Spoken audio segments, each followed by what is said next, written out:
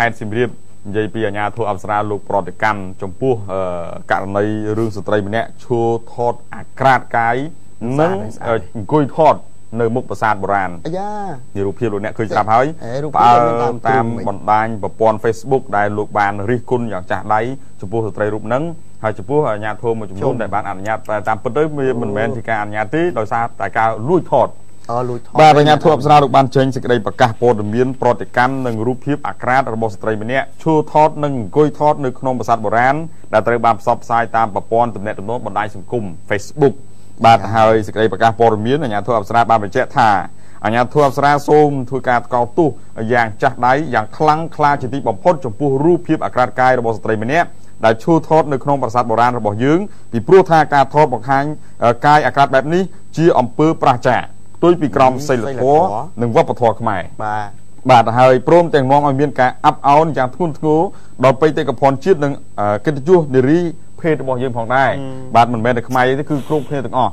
បាទហើយអាជ្ញាធរអប្សរានឹងធ្វើការរៀបចំស្រាវជ្រាវរកការពិតព្រមទាំងបដិញ្ញាអនុវត្តច្បាប់តាមគ្រប់រូបភាពដើម្បីផ្ដន់ទោសចំពោះការប្រព្រឹត្តបែបអាភិសនិងខ្វះការពិចារណានឹងហើយជាមួយគ្នានេះអាជ្ញាធរអប្សរាក៏សូមអំពាវនាវដែរដល់បងប្អូនដែលជា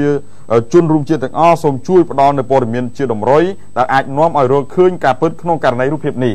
ហើយបើតាមប្រភពព័ត៌មានពីមន្ត្រីអាជ្ញាធរអប្សរាម្នាក់លោកបានឲ្យដឹងថាចេះស្ត្រីដែលឈួរថតនៅក្នុងប្រាសាទនេះជាជនជាតិចិនបាទហើយបច្ចុប្បន្នជាអាជ្ញាធរអប្សរាកំពុងតែ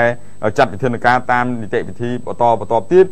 រោគស្វែងមុខស្ត្រីខាងលើនេះថាតើចេញពីខាងណាប្លុកចេញពីខាងណាប្រភពចេញមកពីខាងណាហើយព្រោះតាមជំហានដំបូងគឺមន្ត្រីអាជ្ញាធរអប្សរាម្នាក់នោះលោកបានអះអាងឲ្យថាជាស្ត្រីជនជាតិចិនអញ្ចឹងហ៎បាទឥឡូវដូចតំណងដែរយើងមានរូបភាពស្រាប់អញ្ចឹង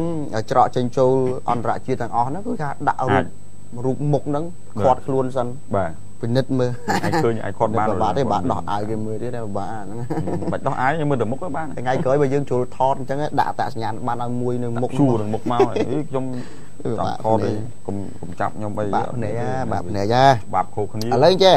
អារឿងថ្កោលទោសហើយប៉ុន្តែគេគិតថាទី1ការថ្កោលទោសនោះគ្រាន់តែជាសម្លេងទី2ការថ្កោលទោសនោះគ្រាន់ជាกระดาษឬក៏ជាអក្សរទេដែលបង្ហាញថាអាជ្ញាធរលោកប្រតិកម្មចំពោះរឿងអកុសលអញ្ចឹងក៏ប៉ុន្តែគេចង់បាន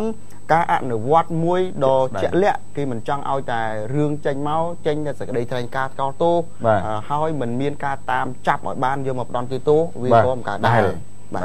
រឿងពីមុនយើងមានរឿងមួយនារីណាម្នាក់នោះចូលទៅថតឲ្យធ្វើឲ្យបាក់បែករូបសំណាអីនោះបាទហ្នឹងគឺថាមិនដឹងយ៉ាងម៉េចទេបាទឥឡូវអញ្ចឹងឥឡូវទុកចុះអាញាធរចុះយើងមិនមែនអាញាធរយើងទៅចាប់ចងគេមិនកើតទេយើងក៏មិនមានពេលវេលាទៅស្រាវជ្រាវយើងផ្សព្វផ្សាយជាសាធារណៈអញ្ចឹងទៅប៉ុន្តែរឿងយើងនិយាយពីរឿងច្បាប់ទម្លាប់វិញតិចវិញបាទកាលពីមុនយើងឃើញមានតារាសម្ដែងណានោះម្នាក់នោះថតណាឲ្យអ្នកកសែតថតបញ្ចេញដើមទ្រូងរបៀបហ្នឹងប៉ិនវាមិនដល់ហ្នឹងទេសម្ភារចេញដើមទ្រូងមកពីសួរគ្នាទៀតបងល្ងាណាល្អដែរដល់ពេលល្ងាចឹងបានមើលទៅក្តៅខ្លួនទៅបាត់ល្ងាវិញវាគឺជារឿងមួយដែលវាប៉ះពាល់សីលធម៌របស់នារីវប្បធម៌របស់ខ្មែរបាទកាលណាប៉ះពាល់សីលធម៌វប្បធម៌ខ្មែរច្បាប់គេការពារកុំឲ្យប៉ះពាល់អញ្ចឹងគេមានចែងនៅក្នុងក្រមព្រហ្មទណ្ឌនោះឆ្នាំ2009គេនិយាយអំពីបទបង្ហាញកេរ្តិ៍ភេទណាការបង្ហាញកេរ្តិ៍ភេទនៅក្នុងទីសាធារណៈដែលអាចឲ្យមហាជនអាចមើលឃើញគឺជាបទល្មើសព្រហ្មទណ្ឌដែលគេនឹងផ្ដន់ទោសដាក់ពន្ធនាគារពី6ថ្ងៃបាទពី6ថ្ងៃរហូតដល់3ខែអូតិចដែរពី6ថ្ងៃរហូតដល់3ខែចង់បានចឹងទេហ្នឹងហើយឲ្យតែបានផ្ដន់ទោសអាហ្នឹងវាធ្វើម៉េចវាចឹងទៅហើយ6ថ្ងៃក៏មិនចង់បានដែរហ្នឹងហើយជាប់គុក